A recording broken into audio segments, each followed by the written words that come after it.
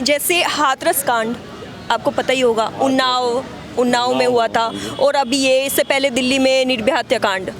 इतने बड़े बड़े कांड पूरे देश भर में हो रहे हैं, और कुछ ऐसे कांड भी है जो सामने आते ही नहीं है। जैसे छोटी छोटी बच्चियों के साथ रेप होता है, छोटी छोटी बच्चियों के साथ इस तरह से बर्बरतापूर्वक हरकतें होती है या शोषण होता है।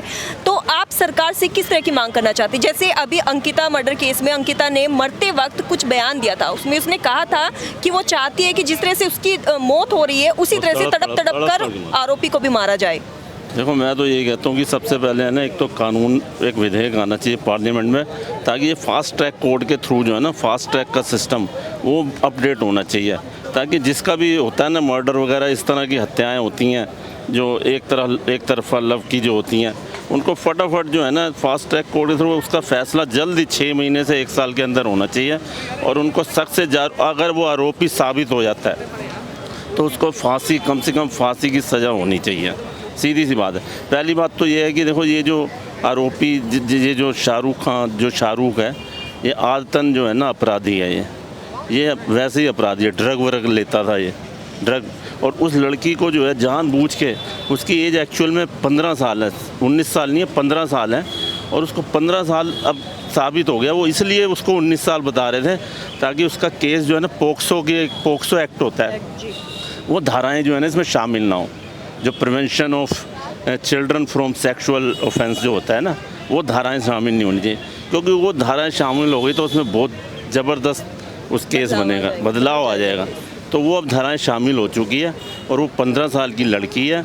और मैं ये कह रहा हूँ कि जो अभी आप देखोगे, जो अवार्ड वापसी गैंग है, टुकड़े टुकड़े गैंग है, किसी का ट्वीट नहीं आया, ओवैसी का नहीं आया, किसी का नहीं आया। नहीं तो ओवैसी आए दिन इतना जहर उगलते रहते हैं अपने, जिससे कब कुछ नहीं, उनके अपने क्षेत्र में रेप हो जाता है किसी, उनके अपने बंदे होते हैं उनकी पार्टी के, तब भी कुछ वो नहीं आता। जी सर, जैसे आपने अभी बोला कि जब किसी भी पार्टी के क्षेत्र में इस तरह की हरकतें होती है तो विपक्ष सबसे पहले सामने आता है, ठीक है, जैसे बीजेपी और कांग्रेस, ठीक है। आप सभी को पता है कि बीजेपी और कांग्रेस के बीच में किस तरह से वॉर चल रहा है, ठीक है। तो अभी कांग्रेस के क्षेत्र में ये सब हुआ है। अभी ऐसा, ये मिलीजुली सरकार है, जेएमएम कांग्रेस की दोनों की मिलीजुली सरकार है, उसकी भी 30 सीटें हैं। वो अपनी सीट बचाने के चक्कर में इधर बहुत बौखलाया हुआ है। उसने अपने कुछ कांग्रेस के कैंडिडेट भेजे हुए हैं रिजॉर्ट में, रायपुर में भेज दिए हैं, अपने बंदे रांची में भेजे हुए हैं।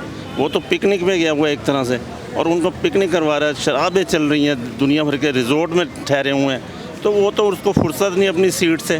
ठीक है, उसने ट्वीट एक दे दिया फॉर्मेलिटी के लिए, कर क्या रहा है, थोड़ा मेरे ख्याल शायद 10 लाख का कंपनसेशन उसने अनाउंस किया, लेकिन वो कुछ बाकी जो है सब चुपचाप बैठे हैं।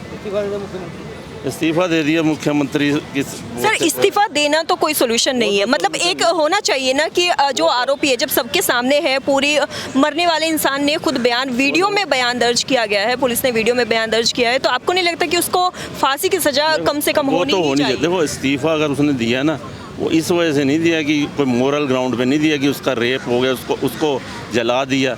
वो तो उसकी सीट, पहली बात तो ये है कि राज्यपाल के पास इलेक्शन कमीशन ने केस भेजा हुआ है, क्योंकि उसके पास है ना खनन का है ना, एक माइनिंग का लाइसेंस है, जो कि है ना, ये जो अगर मुख्यमंत्री है ना, वो ऑफिस ऑफ प्रॉफिट नहीं चला सकता साथ साथ दोनों। वो उसके केस में जो है ना उसने इस्तीफ़ा दिया है। अगर वो उसने मोरल ग्राउंड पे कभी भी नहीं दिया, लेकिन इस्तीफ़ा दे दिया, चलो वो तो खैर एक उसका अलग से वो हो जाता है। लेकिन इसका जो है ना, मैं ये कह रहा था कि ये जो है, अब ये समुदायों के लोग जो होते हैं, इस दूसरे समुदाय के लोग हैं, एक्चुअली मैं हर मुस्लिम को इसके लिए दोषी नहीं ठहराता, हर मुस्लिम को नहीं कहूँगा, कोई मैं ये कहूँगा ये लव जिहाद का मामला है या कुछ ऐसा नहीं है। क्योंकि देखो, दूसरे मुस्लिम एक्चुअली क्या है, उनका ब्रेन वॉश भी किया होता है, जो यंगस्टर्स हैं ख़ासतौर से मुस्लिम हैं, इनके ब्रेन वॉश भी किए हुए हैं लोगों ने, मौलानों ने किए हुए हैं, पॉपुलर फ्रंट ऑफ इंडिया है, इस तरह की कई संस्थाएँ हैं, मतलब वो तो ब्रेन वॉश करते हैं, तो वो उनका क्या होता है कि वो इस तरह के चक्करों में पड़ जाते हैं। अगर आप देखोगे, वो जितना जब उसको अरेस्ट किया गया, उसने खुद ही सरेंडर कर दिया था, उसको पता था, तो वो मुस्कुरा रहा था, हंस रहा था।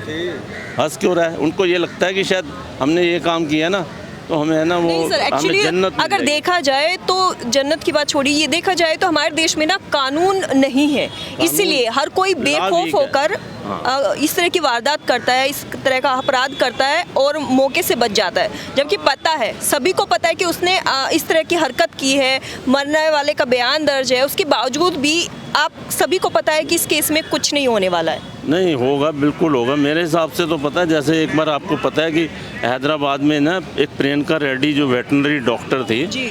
उसका रेप किया था किसी पुल के पास 4-5 लोग, उसमें हिंदू भी थे, मुस्लिम भी थे। ठीक है, मैं ये नहीं कहता, हैदराबाद एनकाउंटर हुआ था। इस तरह के एनकाउंटर होने चाहिए, जब भी प्रशासन जागेगा। अगर सोचो कि इस तरह आप छोड़ दिया, ये या तो विधेयक आने में तो देखो, अगर जो है इस तरह का पार्लियामेंट में कोई रेजोल्यूशन लाने में टाइम लग जाएगा, तो ऐसे लोगों के साथ एनकाउंटर हो जाएगा ना, तो बहुत बढ़िया। वो उनसे एनकाउंटर किया था, लोग बहुत खुश हुए थे।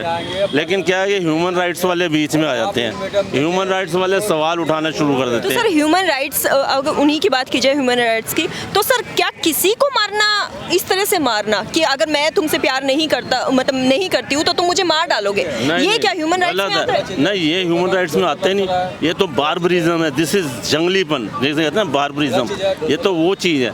उसने ये एक तरफा प्यार, इन्फैचुएशन, फिर ये देखो 15 साल का, वो 23 साल लड़का, तो ये तो बार्बरिज्म है। और मुझे लगता है कोई वो पता नहीं जो होता है ना, भड़काया हुआ है, जैसे लोगों ने, मौलाना ने उसका ब्रेन वॉश किया हुआ है, आप देखा हुआ है। तो इस तरह वो तो सोचते हैं हम ऐसे काम करेंगे इन लोगों के साथ तो हमें स्वर्ग मिल जाएगी, जन्नत मिल जाएगी, जबकि ऐसा किसी हदीस में लिखा है कि उनको जन्नत मिल जाए। आप पता है, जरा जरा सी बात पे अगर इनके साथ कुछ हो जाए तो ये सीधा है ना, कहते हैं सर तन से जुदा करने का नारा लगा देते हैं, फतवा जारी कर देते हैं उसी में। और फतवा जारी करने तन जुदा, ये जो नारा है, ये बताओ, ये अलकायदा का है, जो तालिबान वाले हैं ना, उनका है ये, सर तन से जुदा कर देंगे, जबकि ऐसा किसी हदीस में नहीं लिखा। वो कहते हैं अगर इस तरह का कुछ होता है तो माफ़ी की भी वो है एक माफ़ी। जितने भी हैं ना, सारे कुरान है, ग्रंथ साहब हैं, ये जितने भी रामायण है, भगवत गीता है, बाइबल है, ये सबका एम एक ही होता है, कोई ऐसा नहीं है, एम सबका एक ही है